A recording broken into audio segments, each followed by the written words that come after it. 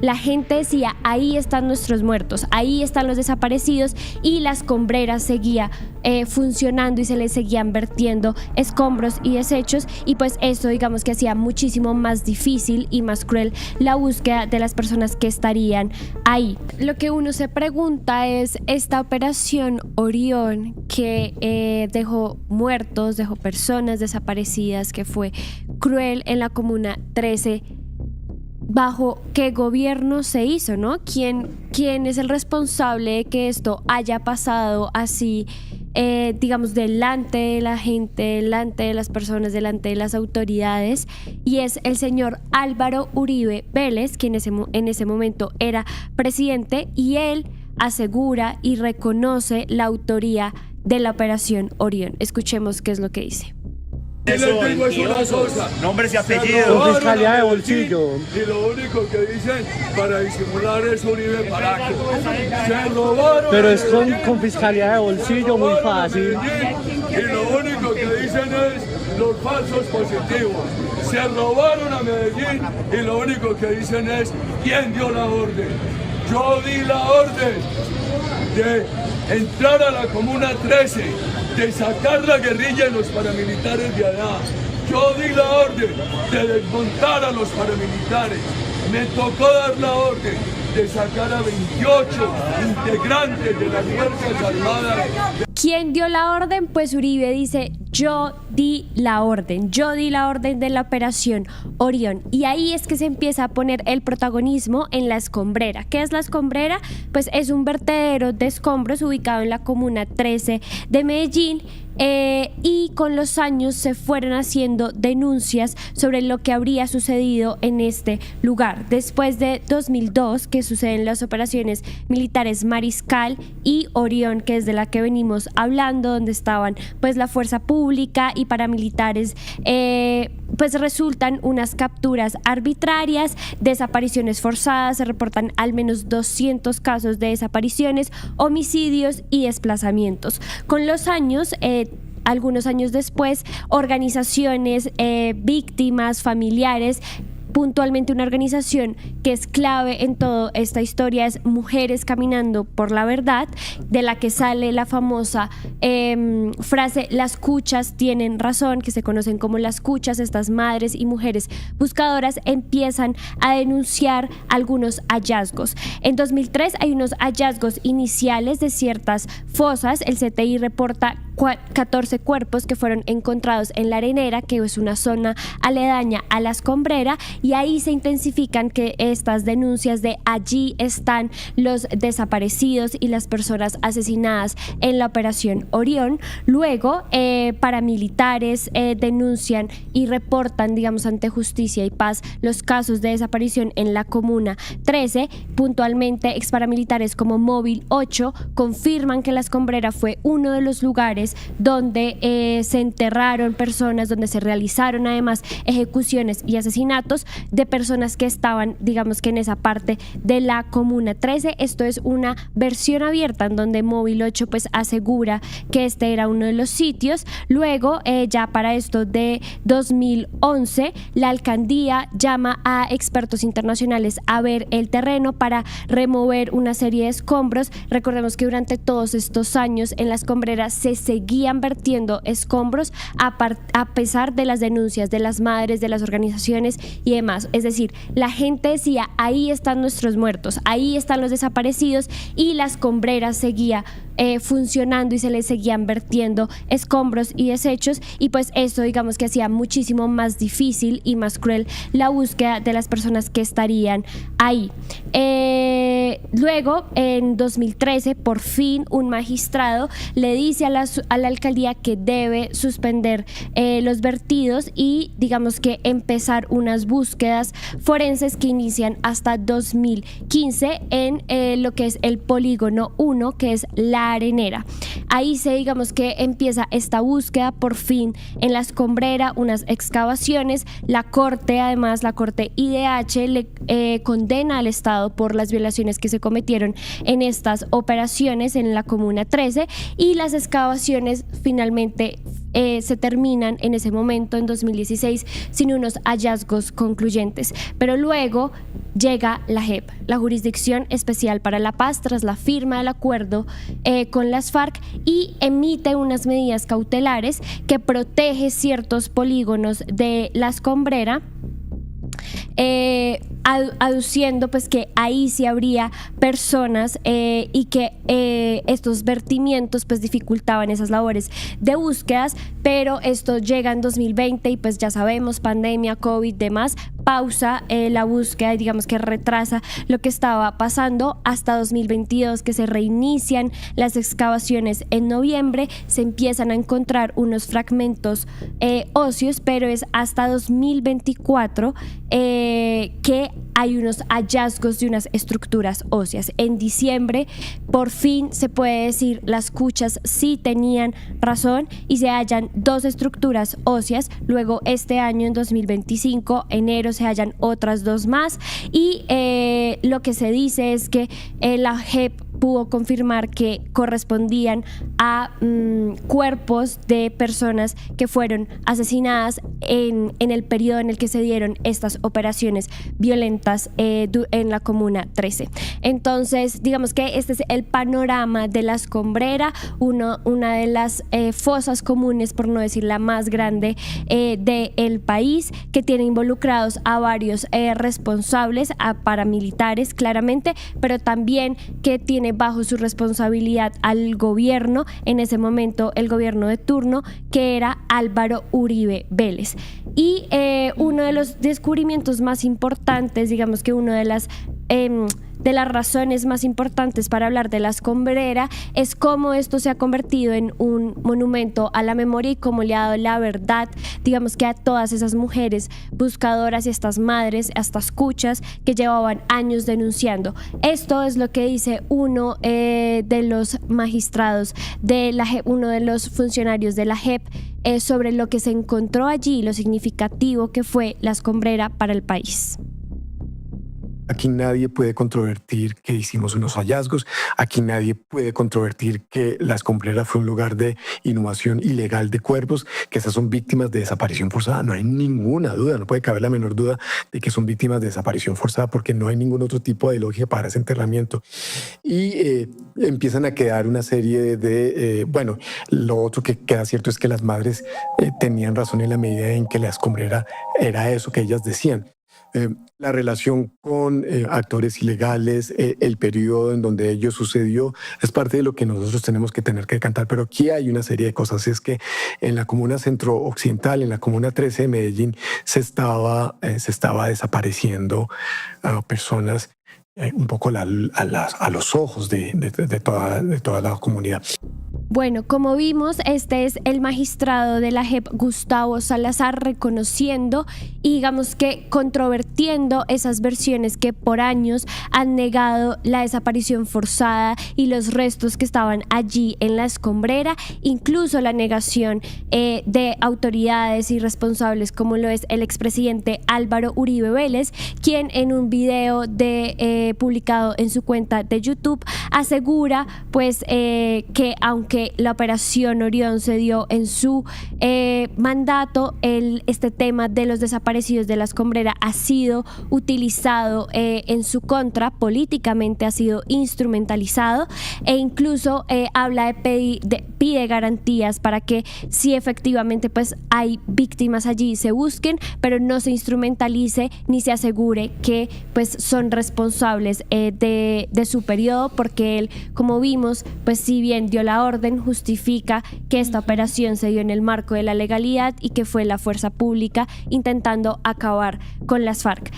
¿Cómo ven ustedes este panorama? Y también Uribe dice que esto es netamente una persecución política en su contra, todo el tema de la JEP y esos descubrimientos que están haciendo, incluso pues, o sea, no lo dice directamente, pero alude a que supuestamente la JEP se estaría inventando esos cuerpos que se están encontrando en la Escombrera, en la arenera, ¿no? Exacto, Sí, él no los Uribe niega Vélez tajantemente, pero sí habla de que pertenecen a una supuesta estrategia en su contra, que todo el tiempo le preguntan quién dio la orden, y pues ya sabemos que, por ejemplo, el Centro Democrático es uno de los sectores que más ha controvertido no solo estas denuncias, sino también las de los falsos y positivos. También está el tema que se volvió pues un escándalo en su momento cuando el señor Néstor Morales, director de Blue Radio, le dijo a una de estos representantes de esta delegación de la Escucha Sin Razón, ¿cómo es que se llama el colectivo? Bueno, mientras nos das el dato, que supuestamente se le dice como, bueno, ¿y a usted no le cabe en la cabeza que alguien haya podido enterrar a su ser querido en la escombrera? Sí. O sea, Mujeres una caminando por la verdad. Sí, Mujeres no, caminando por la tenaz. Sí, fue O tenaz. sea, todo el mundo defendiendo eso simplemente porque es Álvaro Uribe Vélez tapando el sol con un dedo. Pero Y digamos, él hay mismo algo que... realmente siempre justificándolo, y ya yo iba a decir para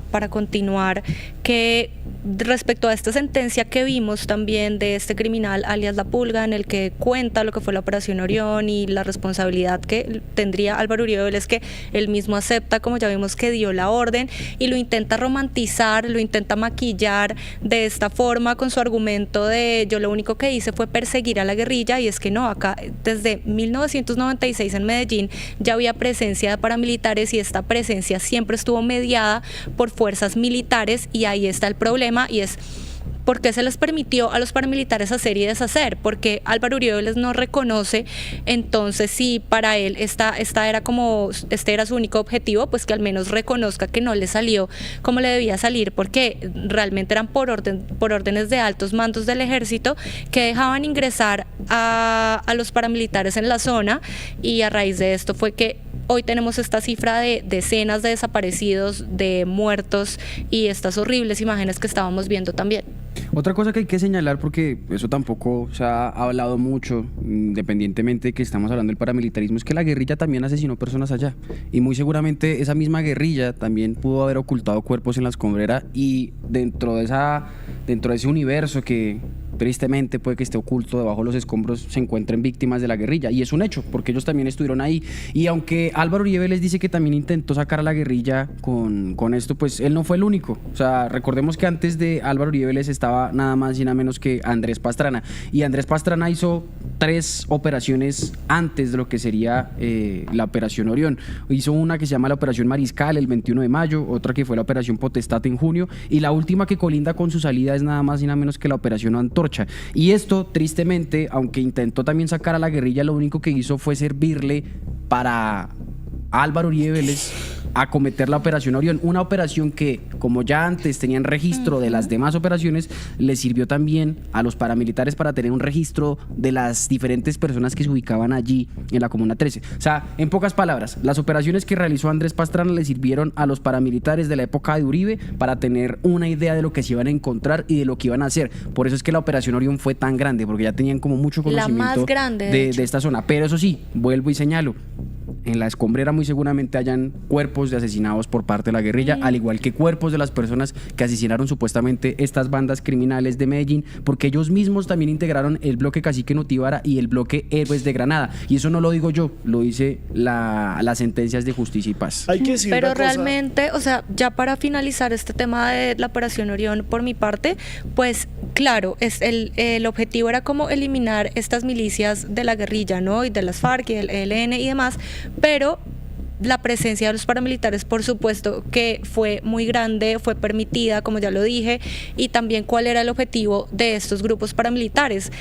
Básicamente quedarse con el último sector del cual ellos no tenían control en la Comuna 13. Y pues, ¿qué fue lo que hicieron? Obviamente lo lograron, y con ayuda de los militares y bajo el gobierno de Álvaro Uribe Vélez. Entonces, realmente que este señor siga maquillando la realidad de esa forma, intentando justificar este momento tan atroz en la historia de esta ciudad, me parece vergonzoso. A mí lo que me parece más crítico en este momento es que el tema de la escombrera, como venía diciendo, pues duraron muchos años negándolo, sin escuchar a las cuchas, sin prestar atención a las denuncias. Se seguían vertiendo, digamos que escombros en esta zona, y eso ha hecho que al día de hoy sea muy difícil encontrar los restos, ¿no? Encontrar a las víctimas, saber efectivamente quiénes estaban allí, quiénes fueron violentados y demás. Y es un reto que aún persiste, porque de hecho hace unos meses la búsqueda búsqueda de la escombrera tuvo que ser pausada y fue reanudada, pero no se sabe, digamos, cuánto pueda expandirse porque hay una falta de financiación, eran recursos que venían de USAID desde Estados Unidos y eso dificulta y pone en riesgo, digamos, que la búsqueda y la posible, sí, como el posible hallazgo de personas allí en la escombrera, además de lo costoso y difícil que es hacer estas labores, porque ahorita van, digamos que en el polígono 1, polígono 2, pero son las escombreras muy grande y han sido años de vertimientos que hacen que sea, digamos que muy difícil para las familias y para los organismos tener como una buena noticia y encontrar a las víctimas. Es que es un proceso como el de las madres de Soacha. O sea, son las madres las que primero alzaron su voz, dijeron, allá hay algo, no sé qué, y pues como no les prestaron atención en su momento, pues eso es lo que pasa con lo que dice Mariana. O sea, que tienen que remover y remover, analizar y analizar, y después les dan toda la razón. También aquí hay que dejar algo claro, y es que esta situación del control de los grupos de Medellín es lo que pasa en este momento. Daniel Mendoza, el creador de Matarife, creó una serie, o está haciendo una serie alrededor de esto que se llama Medellín es de ellos, y yo creo que ese es el título perfecto que se le puede dar a la relación que tienen las estructuras con esto. Y además hay varios investigadores que se han dado la tarea también a ver cómo solucionar estas prácticas, porque las ciudades modernas, Londres, Madrid, New York, etcétera, tienen homicidios y tienen, bueno, ya casi no tienen secuestro, pero tiene una baja de secuestro. Pero Medellín tiene homicidios, secuestro y extorsión. Y la más grande de las tres es la extorsión. Y ahí es donde uno dice, ¿cómo combatir esa extorsión? Y más en una negociación de paz. O sea, ese es un cabezazo que uno se tiene que dar, también teniendo en cuenta que el Estado es el que ha sido el ausente o el gran responsable de que esto se haya configurado de esa manera. Antes de ir con también las repercusiones que ha tenido, cómo ha gobernado netamente las estructuras, creo que Felipe iba a decirnos algo adicionalmente frente a todo lo que estamos hablando de la escombrera y demás. Sí, pues nada más era el tema de Federico Gutiérrez, que no es algo que hemos detallado mucho, y curiosamente, no sé si sea el destino, la vida o Estados Unidos, pero precisamente cuando Federico Gutiérrez es alcalde, nos quitan la plata de la USAID que nos puede ayudar a encontrar cosas de la escombrera. En el pasado, cuando él estuvo en su primera administración, también lo que dijeron las escuchas de estas colectividades, de las escuchas tienen Pero razón. USAID se acabó fue porque no le dijo a Trump que lo que estoy diciendo es que sí, curiosamente, o sea, curiosamente cuando Federico Gutiérrez está, no se puede realizar una buena investigación en la escombrera. En el 2016 pasó eso y las madres buscadoras han dicho, Federico Gutiérrez puso una barrera muy juemadre en esta zona para que nosotros no pudiéramos buscar porque sabíamos que ahí estaba. Que después la quitó Quintero, ¿no? Y después Quintero más o menos como que ahí medio, o sea, trató de hacer lo posible, pues, no y hizo fue mucho. hasta la sentencia que nos habló Mariana. Sí, no hizo mucho, pero después vuelve otra vez Federico Gutiérrez y de curiosidad pasa este tema USAID, Sí, que pues no ahí sí hay permite que el decir avance. que no es su Es algo, responsabilidad. sí, no es externo, pero es externo esta situación, pero lo que quiero mencionar es que cosas de la vida, Federico Gutiérrez se le está dando las cosas para no encontrar los cuerpos de una organización que supuestamente también tuvo alianzas con él. Oye, ya que usted habla de USAID, hay un podcast, no sé, entrevista que le hizo el señor Andrés Acevedo al señor Santiago Tobón, que es un investigador de la Universidad EAFIT, que investiga la economía del crimen. Ese término tan triple de puta.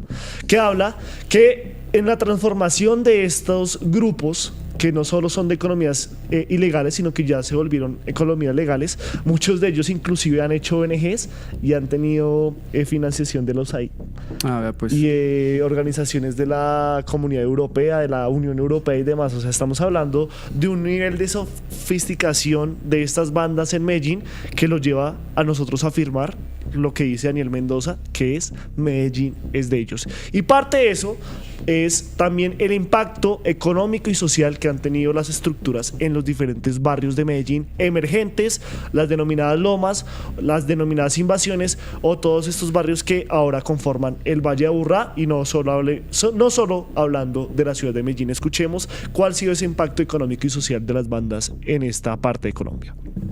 Si usted analiza la ciudad de Medellín de los años 80, 90, se va a dar cuenta cómo las estructuras han tenido que ver en el desarrollo de la ciudad. En el sector donde yo crecí, nos tocó ayudar cuando se sacaron las milicias de ahí a que llegara el alumbrado público, el acueducto y las terminales de buses. Y si usted mira todos los sectores, las laderas de la ciudad, es lo mismo. Entonces, ¿cómo se llega? Llegan La gente llega, hace su ranchito, las estructuras de ese sector lo organizan, de pronto hasta porque ganan económicamente algo, pero ¿cómo termina eso? Terminan con luz, con agua, después termina en las mismas empresas públicas poniendo contadores y planeación, haciendo impuestos. O sea, las estructuras han colaborado con el desarrollo de la ciudad.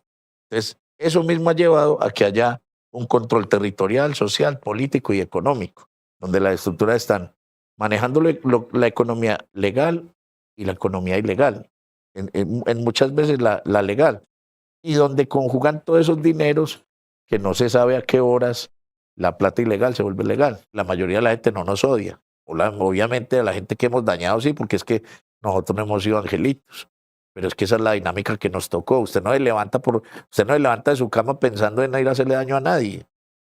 Esto es una espiral que te va llevando de violencia, te va llevando, y llegas a un momento en que te sientes muy poderoso y abusas del poder. Pero por lo general todos salimos con una buena intención de defender a tu familia, al vecino, al barrio.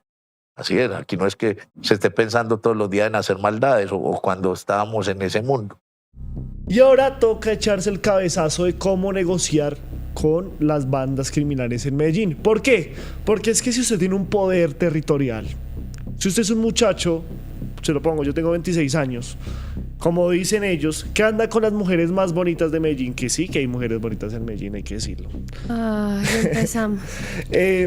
Usted tiene un control, tiene un poder, anda armado y demás. ¿Usted cómo va a negociar con esta persona para que esos actos ilícitos y se pase una paz urbana también sometiéndose y pasando años de cárcel?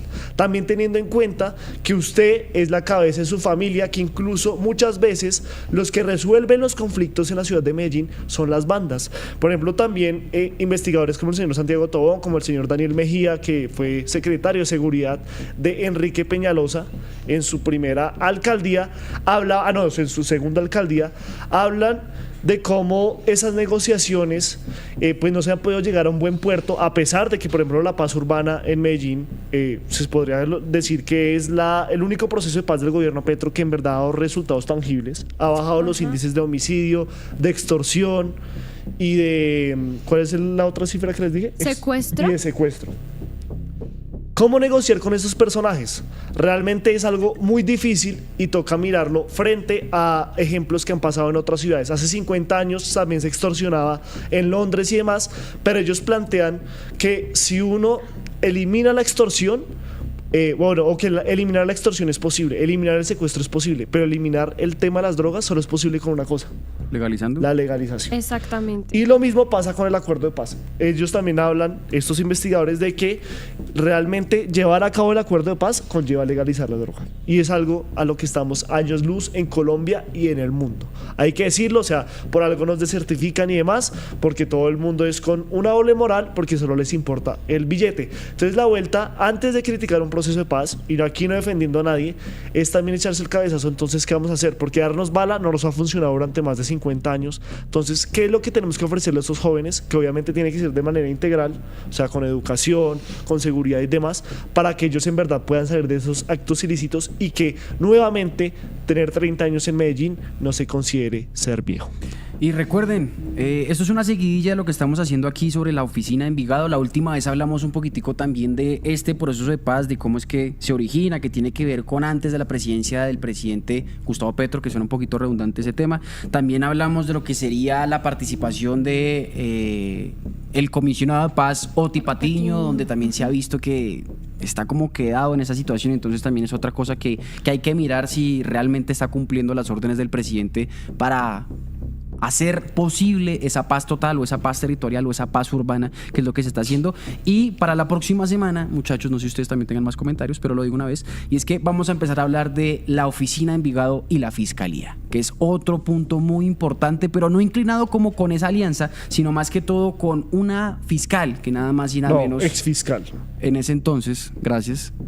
Hoy es concejal del Centro Democrático, en ese entonces fiscal de Medellín, que nada más y nada menos hacía montajes falsos y que tiene, gracias a unos montajes, supuestamente a uno de los integrantes de la oficina metidos en la cárcel, nada más y nada menos que el señor alias Vallejo. Y estamos hablando de Claudia Carrasquilla, actual concejala del Centro Democrático en Medellín, muy cercana al expresidente Álvaro Uribe Vélez. Vimos que cuando recién fue liberado se le levantó la prisión domiciliaria junto a José Obdulio Gaviria. Fue una de las primeras que la recibió en Sabaneta, en ese show de rockstar que hizo Álvaro Uribe, que hay que decirlo, al igual que Gustavo Petro, es los que siguen llenando las plazas en todo el país. Y también, además de todo lo que ha dicho Felipe, un presunto cartel de recompensas por algunos, no sé si falsos positivos o cómo decirlo. Falsos positivos judiciales. Falsos positivos judiciales de entregas en Medellín, que tienen hoy a varios de sus testigos estrellas refugiados en otras partes del país, y que les traeremos aquí toda la información completa porque hemos entrevistado a todas las personas, a los de la oficina, a los testigos, y además recordemos que el mayor revuelo que se hizo después del tarimazo fue esas declaraciones de alias Douglas, al quien también entrevistaremos en las próximas semanas, refiriéndose a esos favorcitos que les habría pedido Claudia Carrasquilla recientemente por todo lo que está sucediendo alrededor de esos señalamientos en contra de esta concejala de Medellín del Centro Democrático. Así que muy atentos a la próxima semana. ¿Algo más, muchachos, sobre esto? No, creo que sin ya palabras, dimos todas sin las comentarios. conclusiones y como siempre uno igual queda sin comentarios. Bueno, Medellín es de ellos, hay que decirlo. Toca echarse el cabezazo, como yo digo, de cómo pensarse un diálogo de paz o si realmente un sometimiento. Y también recordarles que en la entrega pasada, como dijo Felipe, hablamos de la paz urbana, de la paz total, hablamos de las relaciones de Fico, de Sergio Fajardo y todo lo que se ha venido con la oficina de Envigado. En Positiva creemos en el poder de la colaboración, en la fuerza de los sueños y en la importancia de estar siempre presentes. Nos impulsa el deseo de proteger lo que somos y lo que seremos. Positiva, la aseguradora de todos los colombianos. Ayúdanos a seguir con nuestra labor periodística a través de nuestro NECI 310-779-3518. Se está evaluando es que más adelante sí sea para todos. Lo que necesita el país. Pedí que me sacaran de allá. Un agradecimiento a todos por su sintonía aquí en el tercer canal. Métase en la mente de un delincuente, de un ladrón. A una nueva entrega de periodismo sin corrección. Pasión todo locura y estamos muy contentos. De las calles del sur. Digo, la señora, ¿me da un expreso, por favor?